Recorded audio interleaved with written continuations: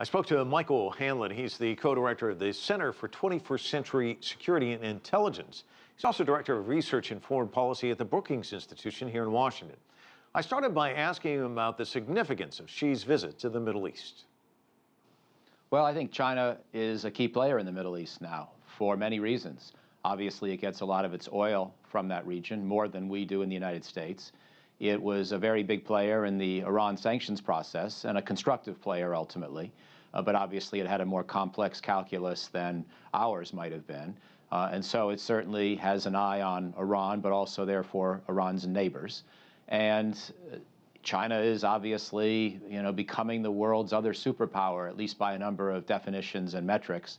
And so I think it's inherent in that kind of a nation's foreign policy that it's going to have to be engaged in some way in the broader Middle East. There may even be some benefits to the United States if things go in a certain direction. So I'm unsurprised and not unhappy.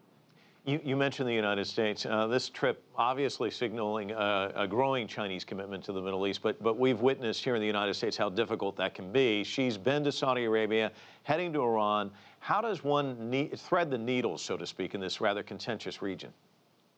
I don't think you do thread the needle. I think if you try to get too cute in your diplomacy and figure out who's mad at whom and therefore who you need to reassure or how you need to do triangular politics or outmaneuver somebody else, you just wind up tripping over your own feet. You just have to stay true to your own principles and your own interests. And you do it in a way that's transparent and upfront.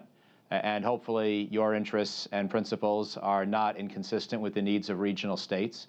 So I would hope that China would be interested in reasonable negotiated settlements to some of the civil wars, that it would be interested in denuclearization and the Iran nuclear deal, that it would be interested in the security and dependability of shipping through the Persian Gulf region.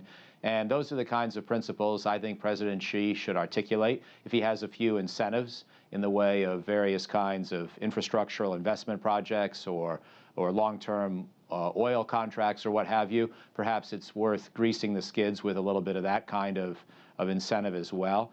But I think basically he should go and state what his country needs from the Middle East and what it's willing to do to help the Middle East itself and not try to be too clever. You mentioned that China was a constructive player in the Iran nuclear deal. Xi calling for a peaceful settlement in Syria. He's been to Saudi Arabia, heading to Iran. Do you think China can play a constructive role in perhaps mediating this proxy war between Saudi Arabia and Iran when it comes to Syria? I think it's pretty tough for China to do that as a lead player, separate from everybody else that's involved in Syria, because as you know, the whole world is focused on this problem. And I'm not really sure what comparative advantage China has as a mediator, except that it hasn't been as involved as the rest of us. And maybe at some point that becomes an advantage unto itself, sort of the innocence factor. But at this juncture, I think the main thing that's needed in Syria is some creative ideas about a confederation, some kind of a weak national government and a number of autonomous regions.